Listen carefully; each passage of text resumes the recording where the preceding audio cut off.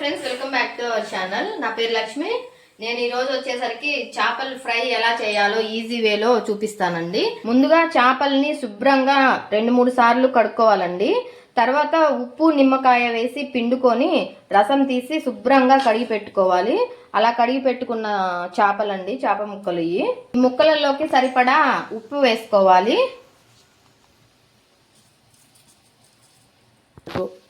కారం రుచికి సరిపడా వేసుకోండి. ఎంత కారం స్పైసీ కావాలో అంత వేసేసుకోండి. మా పిల్లలు కొంచెం స్పైసీ తింటారు, అందుకని కొద్దిగా కారం వేస్తున్నాను.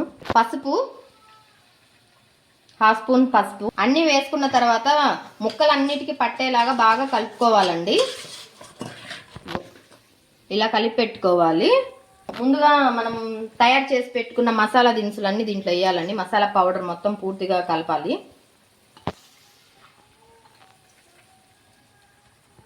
ఇందులోకి కొద్దిగా ఫిష్ మసాలా వేయాలండి.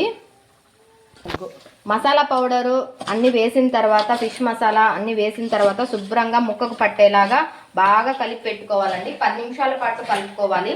అప్పుడే మనకు ఇలా కలిపి పెట్టుకున్న ముక్కల్ని మనము ఒక 10 నిమిషాలు, పావు గంట పాటు పక్కన పెట్టుకోవాలి. అప్పుడే ముక్కకు ఆ మసాలా అంతా పడుతుంది. మనకు ఫ్రై అనేది చాలా టేస్టీగా ఉంటుంది.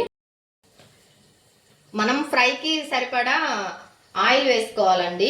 డీప్ ఫ్రై చేయట్లేదు, ఆయిల్ కొంచెంలోనే ఫ్రై ఎలా చేసుకోవాలో చూపిస్తాను. ఇలా మ్యారినేట్ పెట్టుకున్న ముక్కలు మనము ఫ్రై చేసుకోవాలండి.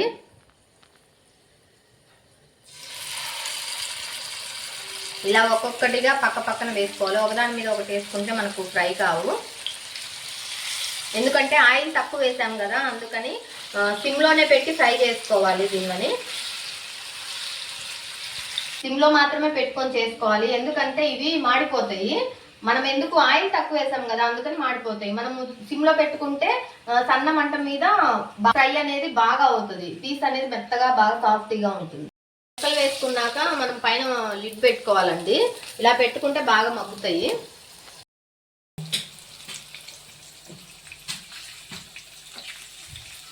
తిప్పు. చేపల ఫ్రై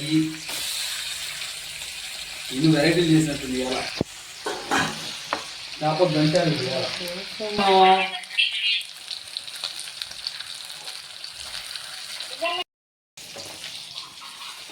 ఇలా 2 పక్కల ఫ్రై అయిన తర్వాత ప్లేట్లోకి తీసుకోవాలి. ఎంతో రుచికరమైన ఫ్రై రెడీ అయిపోయింది. చాలా కొంచెం ఈ వీడియో నచ్చినట్లయితే లైక్ చేయండి, షేర్ చేయండి, సబ్స్క్రైబ్ చేయండి. Thank you so much.